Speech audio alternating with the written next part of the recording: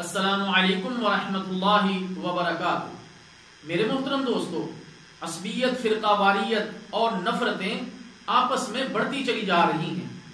ان کے لیے حدیث مبارکہ میں پیارے نبی صلی اللہ علیہ وسلم کے چند کلمات جو آپ نے صحابہ کو سکھائے وہ آپ کے سامنے بیان کرتا ہوں۔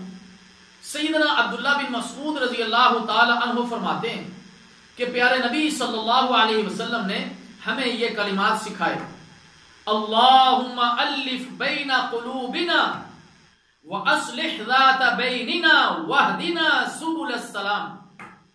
اے اللہ، ہمارے دلوں کو آپس میں جوڑ دے، ہمارے آپس کے حالات کو درست فرما دے اور ہمیں سلامتی کے راستوں پر چلا۔ سنن ابی داؤد۔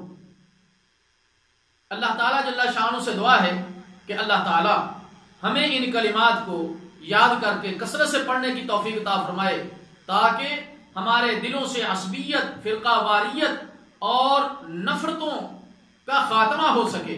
والسلام علیکم ورحمۃ اللہ وبرکاتہ۔